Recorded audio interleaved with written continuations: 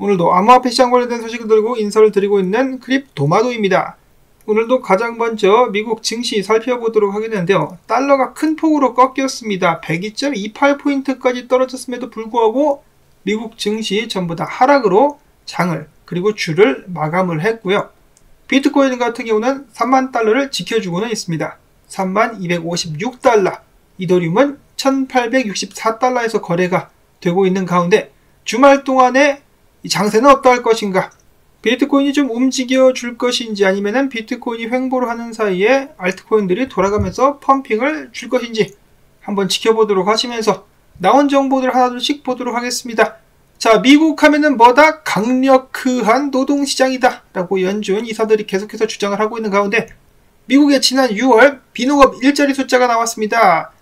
수치를 보아하니 늘어난 일자리 숫자가 20만 900개, 예상치를 하회하는 수치가 나오긴 했었습니다만은 실업자 숫자들 같은 경우는 14만 명 감소했다라고 합니다. 그러면서 뭐라고 하느냐?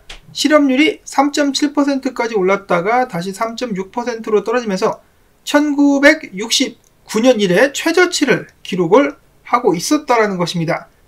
자, 그런데 이것도 인플레이션 수치와 마찬가지로 믿기가 힘듭니다. 일단 늘어난 일자리들을 봤을 때 그 양질의 일자리는 많지 않은 것 같아 보이며 실업률 같은 경우도 좀 조작이 있는 것 같다라는 주장이 이어지고 있는데요.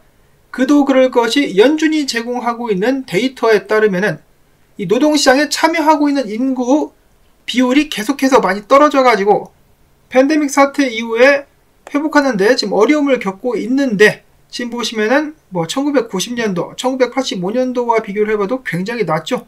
수치가 낮은데 그만큼 일을 하지 않고 노는 사람이 많다는데 실업률은 3.6%밖에 되지 않으며 1969년 이래로 최저다. 당연히 앞뒤가 맞지 않는 상황이다라는 것이죠. 그래서 많은 사람들이 예측한 바로는 실질적으로 노동시장은 약화되었는데 이 평균 통계를 조작해가지고 이런 식으로 뿌리고 있는 것이다 라고 이야기를 하곤 합니다. 쉽게 이야기해서 미국이 경기 침체에 들어가는 것이 마음에 들지 않자 경기 침체에 대한 정의를 바꿔버리는 것처럼 실업률에 관련된 정의도 바꿔가지고 겉으로만 보기 좋게 포장을 하고 있는 것이다.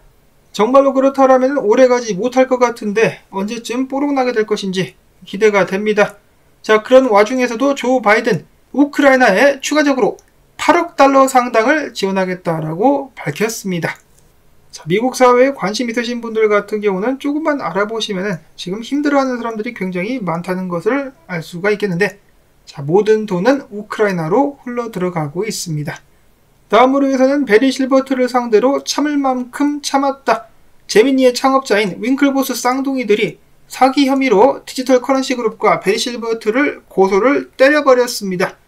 베리 실버트를 비롯한 디지털 커런시 그룹 경영진은 거래소 제미니와 제미니언 프로그램 사용자에게 제네시스의 지불 능력, 재무 상태를 속임으로써 제미니와 다른 채권자들에게 피해를 입혔다. 14억 6천만 달러치 피해를 입혔다라고 주장을 한 것인데요. 디지털 커런시 그룹 측에서는 맞받아치고 나섰습니다. 베리 실버트 역시 화가 나가지고 제미니가 소송을 건 것은 그들이 책임 및 비난을 회피하기 위한 시도일 뿐이다. 윙클보스 형제는 실질적으로다가 디지털 커런시 그룹과 제네시스 트레이딩 관련된 공식 무담보 채권자위원회 회의 등등의 모습조차 드러내지 않았다라고 그들을 비난했습니다. 그러면서 언 프로그램 관련 디지털 커런시 그룹 및 직원들이 잘못했다는 주장은 근거가 없다.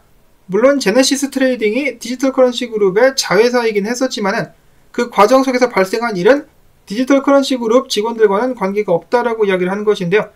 근데 그렇게만 치부하기에는 디지털 커런시 그룹이 또 자회사들을 상대로 뭐 대출을 한다라든지 그런 모습을 보였었기 때문에 당연히 책임은 좀 있지 않을까라고 생각을 해봅니다. 근데 왜 쌍둥이들은 이 관련된 회의에 모습조차 드러내지 않았을까요? 아무튼지 간에 암호화폐 시장이 더욱더 진흙탕 싸움과 함께 지저분해지고 있다는 생각이 듭니다. 이 과정 속에서 가장 큰 피해자는 누굽니까? 제미니언에 돈을 맡겨놨었던 일반 투자자들이겠죠. 돈이 전부 다 묶여가지고 날아가게 생겼습니다. 한국 같은 경우도 델리오, 하루인베스트 이런 데다가 돈 맡겨놓은 사람들 엄청나게 괴롭겠죠 지금. SEC 같은 경우는 정말로 투자자들을 위한다라면 이런 문제를 나서서 해결을 해줘야 되는 것이 아닌가 생각을 해보는데 전혀 관심조차 없습니다. 자, 다음으로는 전세계에 관심을 받고 있는 비트코인 현물 ETF 관련된 소식입니다. 블룸버그의 분석가가 SEC가 각 현물 비트코인 ETF 신청에 대해서 심사하는 중요한 시기를 나열을 했다라고 하는데요. 자, 보시면은 첫 번째로 돈레노아 언니의 아크인베스트의 첫 번째 결정 기한은 다가오는 8월 13일, 최종 마감 기한은 2024년 12월 27일이고 iShares 비트코인 트러스트가 블랙락이 신청한 ETF인데요. 결정 기한이 9월 2일, 최종 기한은 2024년 3월 15일입니다.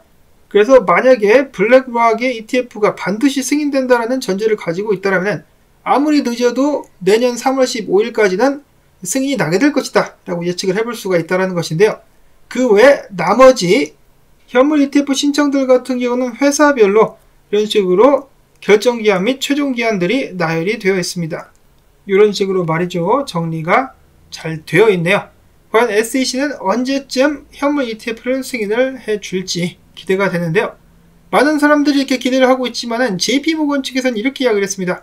현물 ETF가 승인이 된다라고 할지라도 암호화폐 시장의 판도를 바꾸지는 못할 것이다. 그것에 대한 근거로 현물 ETF 같은 경우는 그 전부터 존재를 해왔었다. 캐나다, 유럽 쪽에 그리고 브라질 쪽에서도 기억이 나는데 현물 ETF가 출시가 됐었지만은 큰 투자자들의 관심을 끌지는 못했었다라고 이야기를 하면서 SEC가 지적했었던 우려들을 극복하면서 지금 현재 현물 ETF가 승인될 가능성을 높이긴 했지만은 그럼에도 불구하고 전체 판도를 뒤흔들지는 못할 것이다라고 이야기를 한 것이죠. 자, 근데 저는 그 말이 틀린 것 같습니다. 다른 애들도 아니고 블랙락, 그리고 일단은 모든 부가 미국에 많이 몰려있는 상황이기 때문에 미국 쪽에서 펌핑을 시켜버리면은 비트코인 가격은 크게 오를 수 있지 않을까.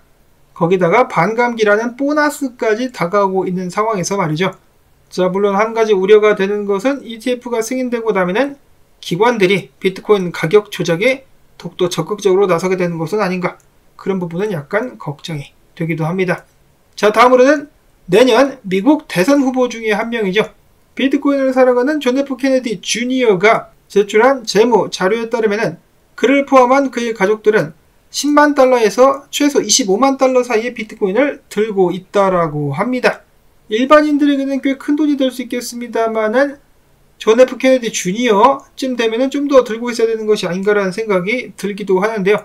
일단 비트코인 보유자이긴 한데 지금 논란이 되는 것은 존 F 케네디 주니어 같은 경우는 본인이 비트코인 투자자가 아니다라고 밝혔음에도 불구하고 사실은 비트를 들고 있었다라는 것이죠. 자신이 비트에 투자했다는 사실을 대중에게 말하지 않은 채 선거 유세를 통해서 비트코인을 마케팅했기 때문에 이해상충 발생 가능성이 있는데 보시면은 이 가족들은 비트코인을 통해서 얼마만큼 수익을 냈느냐? 201달러 미만의 수익을 냈으며 라고 나와 있습니다. 201달러, 20만원 좀 넘는 돈 수익 냈다고 뭐라고 하네요. 지금 미국 정치인들은 내부자 거래를 통해 가지고 수십만, 수백만 달러 수익을 봤는데 그것은 아무 말도 안 하면서 201달러 수익 냈다고 그거를 꼬집어? 이 또라이들인가? 자, 아무튼 이에 대해서 존 F 케네디 주니어가 좀 설명을 해줄 수 있으면 좋겠고 앞으로도 계속해서 선거 유세를 잘 이어갈 수 있기를 바랍니다. 바이든 대가리를 끼야 되는데. 자, 그 다음으로 분석 넘어가 보도록 하겠는데요. 이렇다 할 분석은 없습니다. 일단 달러가 녹고 있죠. 달러가 녹고 있는 가운데 다음 지선까지는 이 101달러 선까지는 계속해서 흐를 수 있겠다. 자, 근데 문제는 비트코인도 그닥 큰 미동을 보여주지 않고 있는 상황이다. 최근에 좀 많이 오르긴 했는데 지금 범위 내에서 옴짝달싹하지 않고 와리가리만 때려주고 있는 상황입니다. 자, 물론 이렇게 와리가리 때려주는 상황에서 도미넌스만 떨어져 준다라면 알트코인들이 날아다닐 수 있겠는데 말이죠. 다음은 이더리움 차트인데요. 과거의 프랙탈과 비슷한 모습을 보여주고 있으면서 비트코인과 함께 추가적인 조정을 좀 더 받게 되지 않겠느냐. 1770달러 선까지도 빠질 수도 있겠다는 분석이 있기도 했었습니다. 당연한 이야기겠지만은 비트코인 따라가게 되겠죠. 자, 그리고 이런 상황 속에서 가장 선전하고 있는 코인 중에 하나가 바로 솔라나라고 볼 수가 있겠습니다. 솔라나가 계속해서 강세를 보여주고 있는 가운데 일본 기준 99 단순 이동 평균에 맞고 지금 잠시 쉬고 있습니다. 이거 뚫게 된다면은 지속적인 상승 가능할 것 같은데 솔라나가 도대체 이렇게까지 올라가는 이유가 뭐야? 사람들이 예측을 해보려고 했었는데 자, 일단 레딧에서 솔라나 관련된 언급이 늘긴 했었는데 그렇다고 가격이 이렇게까지 오를 수 있는 것인가? 혹은 FTX 거래소가 재출범할 수 있다는 소식과 함께 FTX 관련된 코인들이 크게 뛰었었는데 그 영향은 아닐까? 예측만 이렇게 하고 있다고 합니다. 자, 과연 솔라나 어디까지 오를 수 있을 것인가? 사실 솔라나를 증권 취급한다라는 SEC의 발표가 나오면서 상폐가 된 곳이 있음에도 불구하고 이렇게 상승할 수 있다는 거, 그만큼 지금 저력을 보여주고 있는 것은 아닌가? 이어서는 디파이 프로토콜인 반브릿지라는 곳이 있는데요. SEC로부터 조사를 받고 있다라고 하네요. 여전히 암호화폐 시장을 물고 늘어지고 있는 SEC. 그러면 그럴수록 더욱더 많은 자본들과 인재들이 미국을 이탈하게 될 것입니다. 자, 다음으로는 바이낸스 관련 소식만 나오면은 미국 언론사에서 계속해서 물고 까고 늘어지고 있는데요.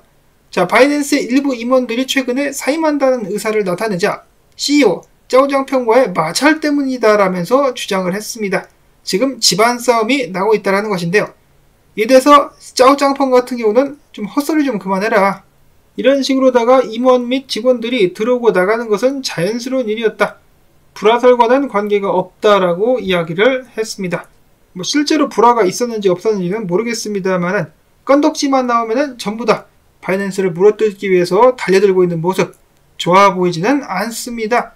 자, 다만 그나마 다행인 것은 바이낸스 US가 SEC와의 거래를 통해 가지고 이 거래소가 망하는 것은 이번에 방지를 할 수 있었다라고 하네요.